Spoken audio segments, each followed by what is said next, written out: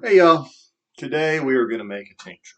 All right, so last week you learned to make a tea or an infusion if that makes you feel better. And I think I'm just going to call this lesson, Tinctures Are Not Rocket Science. I am going to do, if you want to get all technical and fancy, I'm going to do what you call the folk method of making a tincture. I'm teaching home medicine for you to make at home. I'm not teaching manufacturing best practices for you to make medicine to sell. If you need that, email me. I'll give you some resources. We can get into the strengths of alcohol. All right, so I am using plain vodka off the shelf. Cheap vodka. This is $5 a bottle, Bowman's. It's actually smooth. It has no flavor. It's actually a decent vodka if you get into vodka, and I don't. But I have been told by a lot of people who like vodka that, like, if they want a cheap vodka, this is the one they sip on. Hate vodka. The best vodkas taste like nothing. They taste like water. I'm a bourbon drinker. So to me, vodka just doesn't matter. This is what I use to make tincture. This is 40% alcohol. That's known as 80 proof. If you were making, like I said, more formal medicine, you would want a higher proof vodka. That's going to give you a stronger tincture.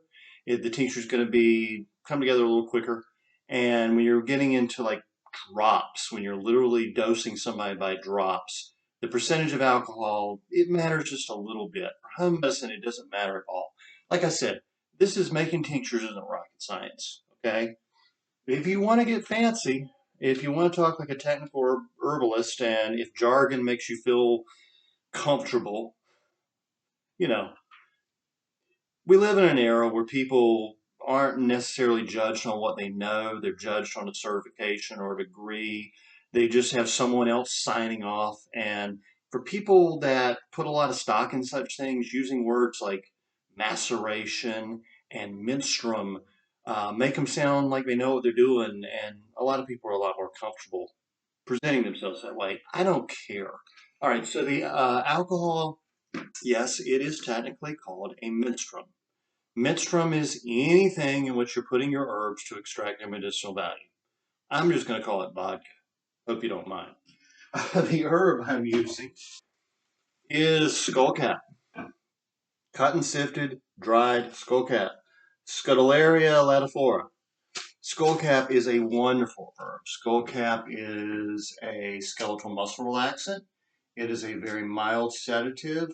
It can be strong for some people. All right. Um, for me, it's a mild sedative. Skeletal muscle relaxant is the main thing, but the great thing it really does, skullcap baffles nerve pain. If you have nerve pain, I have sciatica, okay? This blocks it. It's like taking an aspirin for a headache. Aspirin doesn't do a whole lot for you, except it makes your headache stop, right? This probably isn't going to do a whole lot to sedate you or make you sleepy, but it will stop the nerve pain. That's a great thing. So I'm going to make a very simple tincture of this. This is 1 ounce. Okay. I have 1 quart jar. I am going to take this herb and so technically dump it in this quart jar. Oh, a little bit came out. Well, I'll just wipe that up. No problem. And dump that in the quart jar. Stove's clean, hands are clean, hands are always clean. Don't worry about that. As Julia Child said, impeccably clean hands. Use the tools God gave you, okay? So you can see in this quart jar, it's going to come up to about I am thinking that is, well, it's that far up the jar. I'm going to put in enough vodka to cover that and go up about that much farther. Yeah, real technical measurements. You want all the herbs submerged in the alcohol. All right, it's got a little pour cap, so it's going to take a second. I'll chat with you while we do it. When the herbs sit in here, the alcohol and the water will actually extract the medicinal qualities of the herb. I'm going to go ahead and come about halfway up on this, okay? Because these are dried herbs, they're going to soak up a little bit. I want all the herbs to stay under the alcohol so that there's any chance of anything oxidizing. Go ahead and fill this up about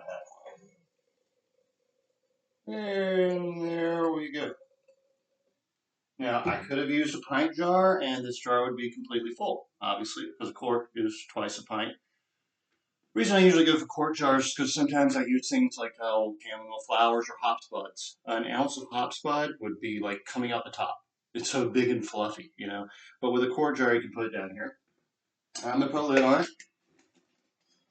And I'm going to just swirl it around and shake it up.